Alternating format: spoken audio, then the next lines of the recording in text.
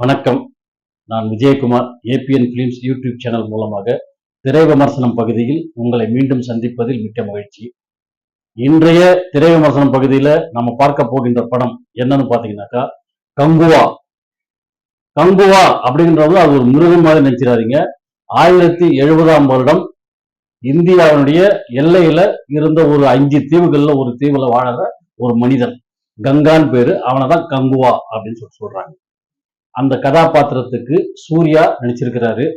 அவரு கூட இஷா பதானி, அதுக்கப்புறம் கிங்ஸ்லி, யோகி பாபு, போஸ் வெங்கட், நட்டு நடராஜன், அப்புறம் பேபி கோயல், இப்படி நிறைய நட்சத்திரங்கள் இந்த படத்துல நடிச்சிருக்காங்க.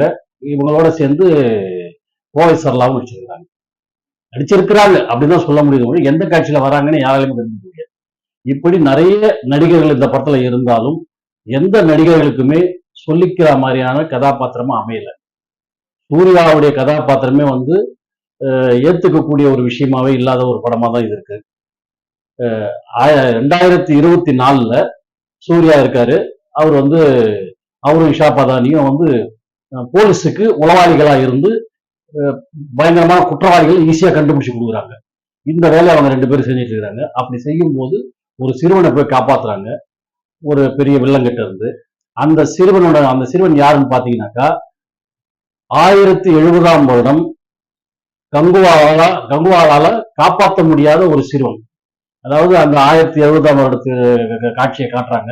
வெள்ளக்காரனுங்க இந்தியாவுக்கு பிடிக்கிறதுக்காக முதல்ல ஒரு இடத்துல இடம் பிடிக்கணும் அப்படிங்கிறது ட்ரை பண்ணும்போது இந்தியாவுடைய பார்டர்ல இருக்கிற 5 தீவுகள்ல ஒரு தீவை கண்டுபிடிக்கிறாங்க. அது கங்குவா வாழற தீவு. அந்த தீவுல உட்கார்ந்துக்கிட்டு இந்தியாவை பிடிக்கணும் அப்படின்னு பயங்கரமா முயற்சி பண்ணணும் அப்படின்னு ஏற்பாடு பண்றாங்க. அந்த தீவை தன்வசப்படுத்துவதற்காக ஒரு டீம் அனுப்புறாங்க. அந்த டீமோட தலைவன் தான் நட்டு நடராஜன். அவரு இந்த மாதிரி தப்பு செய்யறாரு, அந்த தீவுல இருக்க ஜனங்களை சாவடிக்கிறாரு தெரிஞ்ச உடனே கங்குவா அவனை சாவடிச்சிருவாரு. அவனை சாவடிச்ச உடனே அவனுடைய பையனை காப்பாற்ற சொல்லி அவனுடைய அம்மா கங்குவா கிட்ட அவனை ஒப்படைக்கிறாங்க. அந்த பையனை காப்பாற்றுறதுக்கு இவர் பல முயற்சிகள் பண்றாரு. கடைசியில அந்த பையனை காப்பாற்ற முடியாம இவரு இறந்து போறாரு, அந்த பையனை இறந்து போறான். அப்ப சொல்றாரு இறக்கிறதுக்கு முன்னால, நான் எத்தனை ஜென்மா எடுத்தாவது நீ பிறக்கும் போது உனக்கு வர பிரச்சனையை தீர்த்து வச்சு நான் காப்பாத்துவேன் அப்படின்னு சொல்றாரு. 1070 கொடுத்த சபதம் 2024 திருப்பி சூர்யா பிறக்கிறாரு. அதே பையன் பிறக்கிறான், வில்லங்கிட்ட மாட்டுறான். இவர் போய் அந்த வில்லங்கிட்ட இருந்து இந்த பையனை காப்பாத்துறாரு. இதுதான் கங்குவா. கதையை கேட்கும் போதே தலை சுத்துது இல்ல? அப்படி ஒரு கதையை உருவாக்கி வச்சுக்கிட்டு இதுக்கு தேவி ஸ்ரீ பிரசாத் அவர்கள் இசையமைச்சிருக்கிறாரு. ஆரம்பத்துல உட்கார்ந்த இடத்துல இருந்து ஆரம்பிச்ச நேரத்துல இருந்து படம் முடிகிற வரைக்கும் காது ஜவ்வு கிழிகிற அளவுக்கு மியூசிக்கை போட்டு படத்தை எந்த அளவுக்கு கொடுமைப்படுத்த முடியுமோ அந்த அளவுக்கு கொடுமைப்படுத்தி வச்சிருக்காரு. இப்படிதான் சொல்லி ஆகணும். ஏன்னா வேற வழியே இல்லை.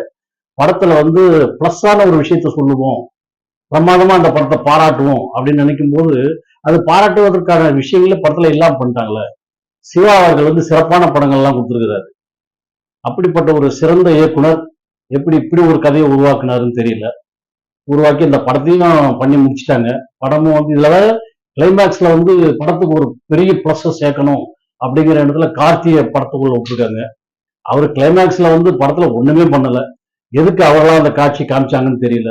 ஓவரா அடிக்கிறதுன்னு சொல்லிட்டு பண்ணி ஓவர் ஆக்டிங் தான் பண்ணி வச்சிருக்காரு. இப்படி படம் முழுக்கவே குறை சொல்லக்கூடிய விஷயங்கள் நிறைய இருக்கு, நிறைவா சொல்லக்கூடிய விஷயங்கள் அப்படின்னு சொல்லிட்டு பார்த்தாக்கா யோகி பாபுவோட அங்கங்க சின்ன சின்ன காமெடி கொஞ்சம் நல்லா இருக்கு. அப்புறம் இந்த காட்டுல காட்டக்கூடிய மிருகங்களும் இயற்கையான ஒரு சூழ்நிலைகளும் அந்த செட்டிங்ஸ் எல்லாம் நல்லா இருக்குது.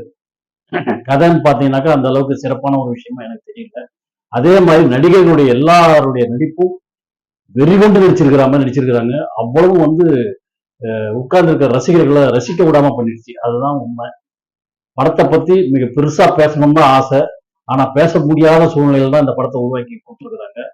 மக்களும் இந்த படத்தை தொடர்ந்து பார்ப்பாங்களா அப்படிங்கிறது ஒரு சந்தேகமாக இருந்தாலும் இந்த படத்தினுடைய தயாரிப்பாளர் ஞானவேல் அவர்கள் பல கோடிகளை கூட்டி இந்த படத்தை எடுத்திருப்பதாலும் சூர்யா அவர்களும் இஷா பதானி அவர்களும் மிக சிறப்பான முறையிலே நடிக்க வேண்டும் என்று முயற்சி செய்து நடித்திருப்பதனாலும் இந்த படத்திற்கு தேவி ஸ்ரீ பிரசாத் அவர்கள் இசையமைத்திருப்பதாலும் பெரிய பட்ஜெட் படம்ன்றதுனால ரசிகர்கள்லாம் அவசியம் தியேட்டருக்கு போயிட்டு படத்தை பாருங்க, ஓரளவுக்கு ஆதரவு கொடுங்க அப்படின்னு கேட்டுக்கிறேன். ஆனா இந்த கேள்வி இந்த ஒரு விஷயத்தை நீங்க எடுத்துக்குவீங்களான்னு தெரியல. இருந்தாலும் இந்த படத்தை பத்தி இதுக்கு மேல சொல்றதுக்கு ஒண்ணும் இல்லாதால இந்த திரை விமர்சனத்தை இதோட முடிச்சுக்கிறேன். நன்றி, வணக்கம்.